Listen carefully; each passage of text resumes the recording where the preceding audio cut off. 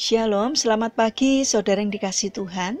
Kiranya berkat, damai sejahtera, dan karunia dari Roh Kudus menyertai saudara sekalian.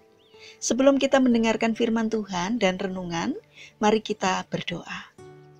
Tuhan Allah Bapa yang baik, kami sungguh bersyukur atas kebaikan dan kemurahan-Mu, karena Engkau selalu melindungi kami dalam beristirahat sepanjang malam, sehingga kami dapat bangun dalam kondisi sehat dan baik.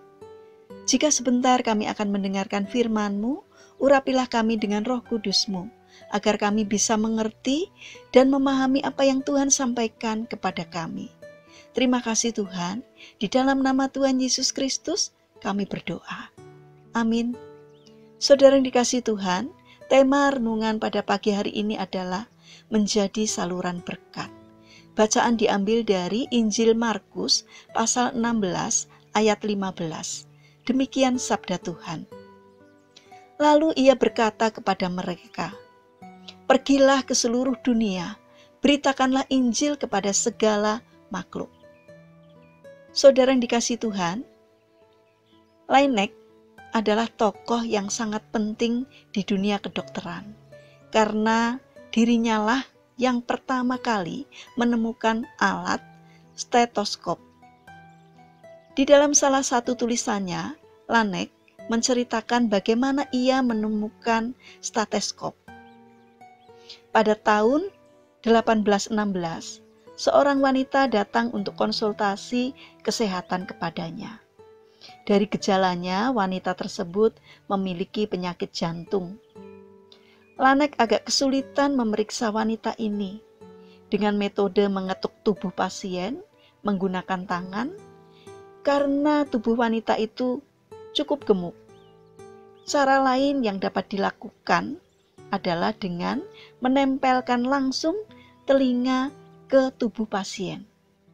Namun, oleh karena perbedaan umur, Laenek dan pasien yang berbeda jauh, ditambah jenis kelamin yang berbeda, menempelkan telinga ke tubuh pasien dianggap tidak sopan.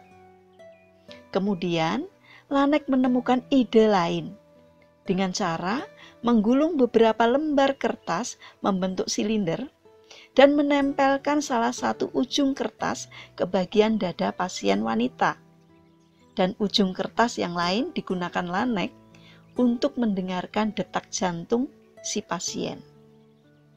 Ternyata hasilnya sangat mengejutkan, karena dengan menggunakan silinder kertas tersebut, Laenek dapat mendengarkan detak jantung jauh lebih jelas daripada ketika ia menempelkan telinganya langsung ke dada pasien. Kemudian Laenek membuat stetoskop pertamanya dari bahan dasar kayu dan kuningan. Penemuan ini baru diakui dunia kedokteran 2 tahun setelah kejadian tersebut. Sebelum meninggal, Laenek akhirnya memberikan stetoskop ciptaannya yang pertama kepada keponakannya dan mengatakan bahwa benda itu adalah penemuan terbesar di dalam kehidupannya. Saudara yang terkasih, stetoskop adalah alat yang membantu dokter untuk mendengarkan detak jantung pasien, sehingga dapat menemukan jawaban yang diperlukan untuk mengobati penyakit si pasien. Sebagai pengikut Kristus, kita juga harus menjadi seperti stetoskop yang dipakai sebagai alat untuk membuat orang-orang mendengar kabar baik, sehingga mereka dapat menemukan jawaban atas keselamatan hidup mereka. Tuhan menugaskan kita agar menjadi saluran kabar baik kepada semua orang yang kita kenal, sehingga mereka juga dapat mengecap indahnya hidup di dalam Tuhan dan memperoleh keselamatan kekal di dalamnya. Saudara yang terkasih, karena itu, milikilah karakter murah hati, yaitu mau berbagi kabar baik kepada yang lain. Karena dengan cara seperti itu, kita dipakai Tuhan untuk menjadi saluran berkat-Nya. Sesuatu patut kita syukuri jika Tuhan memakai kita sebagai saluran berkat untuk sesama kita. Mari kita berdoa.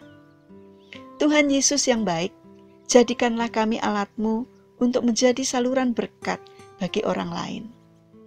Tuhan, kami ingin menyerahkan aktivitas kami sepanjang hari ini ke dalam pimpinan-Mu.